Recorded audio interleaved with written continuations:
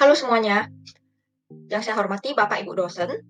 Perkenalkan, nama saya Rachel Tanuwijaya dengan NPM 1942024 dari kelas 6 AKMA.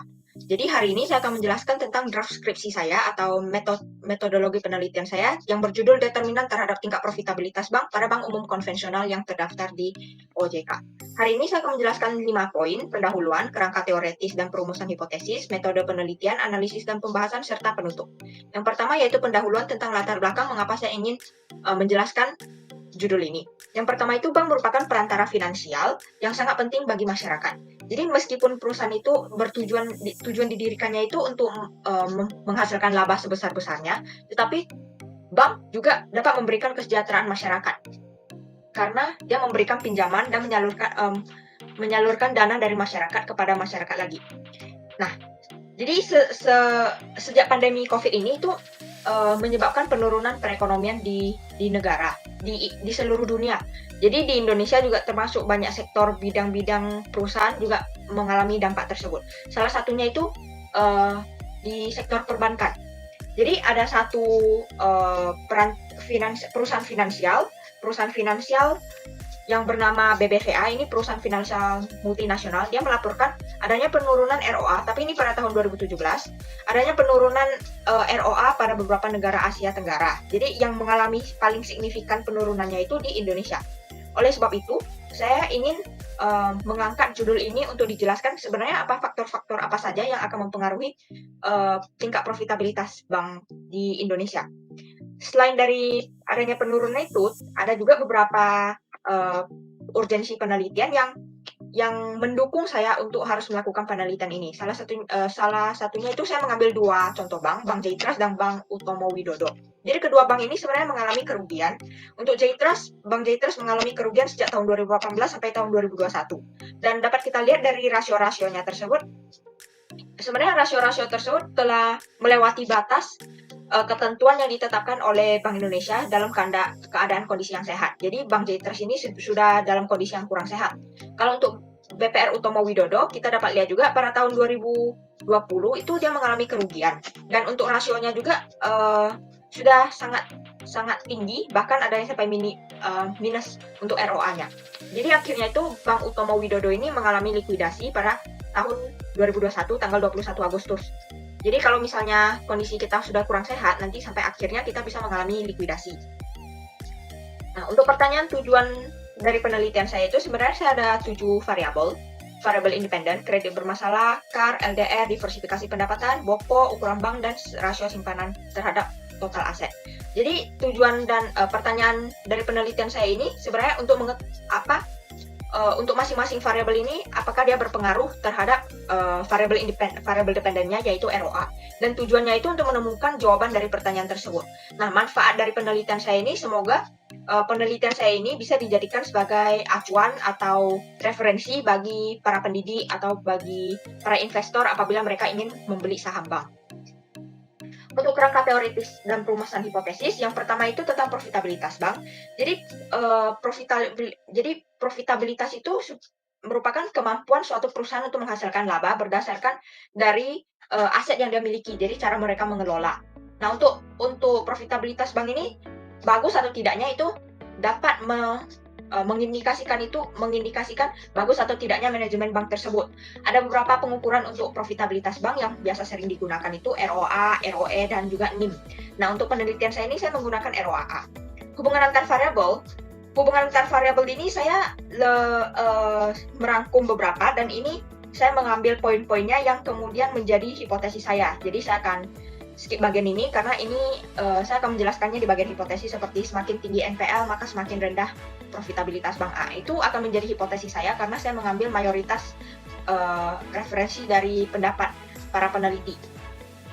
Untuk model penelitian saya itu seperti gini, ada 7 variabel independen dan variabel dependennya yaitu ROAA. Untuk 7 variabel independen tadi sudah saya jelaskan sebelumnya. Kemudian untuk hipotesis,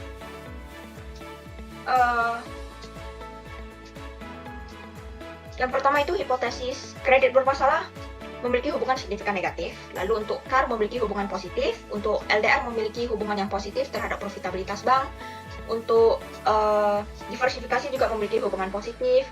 BOPO memiliki hubungan yang negatif, ukuran bank memiliki hubungan yang signifikan negatif terhadap profitabilitas bank, dan yang terakhir itu deposit ratio atau rasio simpanan terhadap total aset memiliki hubungan yang positif.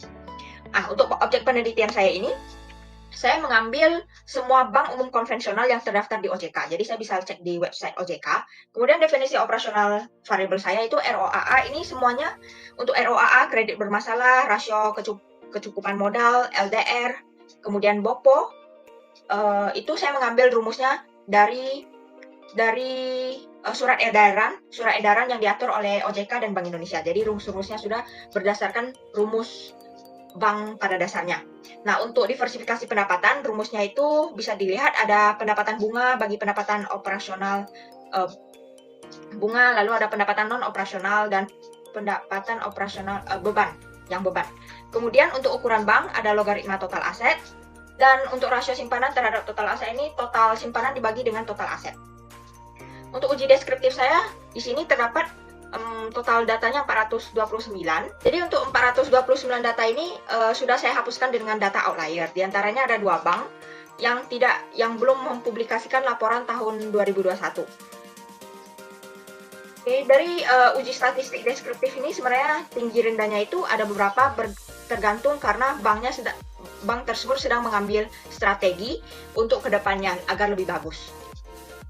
Nah, berikut adalah hasil pembahasannya. Uji Chow menunjukkan hasil signifikan. Uji Hausman juga menghasilkan data yang signifikan, sehingga saya dapat menyimpulkan model terbaiknya adalah model FEM. Nah, untuk uji F ini menunjukkan hasil yang signifikan juga, artinya secara simultan semua variabel saya sama-sama bisa berpengaruh signifikan terhadap profitabilitas bank. Untuk koefisien determinasi, nilainya cukup tinggi, yaitu 96,9%. Jadi, 7 variabel saya ini sebenarnya 96,9% itu dapat menjelaskan profitabilitas bank. Jadi, sisanya itu tidak dijelaskan oleh variabel yang saya jelaskan di sini. Nah, untuk uji T ini ada beberapa terbukti. Misalnya untuk NPL terbukti karena semakin tinggi tingkat NPL maka pendapatan bunga yang diterima semakin rendah. Untuk CAR juga tidak terbukti, jadi dia berbeda dengan hipotesis saya. Untuk LDR tidak terbukti karena dia menunjukkan tidak signifikan karena tidak semua bank mereka sekarang bergantung pada pendapatan bunga kredit. Sekarang bank sudah mulai berpencar terhadap pendapatan non bunga. Untuk diversifikasi pendapatan menghasilkan nilai yang tidak signifikan karena meskipun sekarang bank sudah mulai mencari pendapatan non bunga, tetapi mereka perlu beberapa orang-orang ahli yang harus memfokus dan memanage untuk bagian bidang tersebut, dan banyak bank belum menemukannya sehingga mereka tidak memiliki signifikan yang berpengaruh signifikan, belum ada pengaruh signifikan terhadap profitabilitas bank. Untuk BOPO memiliki data yang signifikan negatif karena semakin tinggi beban perusahaan maka profitabilitasnya akan semakin rendah. Nah, untuk ukuran bank juga memiliki nilai yang signifikan negatif karena ini berdasarkan penelitian, karena ukuran bank yang besar mereka biasa perlu lebih luas, perlu manage-nya lebih luas untuk mengelola perusahaannya, dan juga perusahaan yang kecil mereka lebih fokus pada profitabilitas. Nah, untuk rasio simpanan terhadap total aset ini memiliki signifikan yang negatif, dan ini juga tidak terbukti dari hipotesis saya. Untuk data keterbatasan data saya ini karena datanya yang terlalu sedikit, hanya 93 bank, kemudian kurangnya penelitian yang tentang diversifikasi dan deposit. Untuk kesimpulan saya ini untuk NPL, CAR, BOPO, size, dan deposit ini memiliki hubungan yang signifikan negatif terhadap profitabilitas bank. Kemudian LDR dan diversifikasi pendapatan memiliki pengaruh yang tidak signifikan. Dia berpengaruh tetapi tidak signifikan terhadap profitabilitas bank. Yang saya rekomendasikan dari penelitian saya ini itu untuk menambahkan jumlah tahun karena saya hanya mengambil 5 tahun terakhir, yaitu tahun 2017 sampai tahun 2021. Mungkin bisa dipertambah beberapa tahun, mungkin menjadi 8 tahun atau seterusnya, atau tergantung penelitinya ingin berapa tahun. setidaknya dapat menambah datanya. Kemudian untuk memperluas sampel penelitian, jadi tidak hanya pada bank umum konvensional yang terdaftar di OJK, mungkin bisa ke perusahaan-perusahaan finansial lainnya. Selanjutnya itu penambahan variabel independen. Jadi karena sementara hanya ada 7 variabel, mungkin bisa ditambahkan dengan utang ataupun ditambahkan dengan rasio NIM dan lain sebagainya untuk dapat meningkatkan koefisien determinasinya menjadi lebih tinggi. Nah, jadi sekian dari presentasi saya. Saya mohon maaf jika ada kesalahan kata.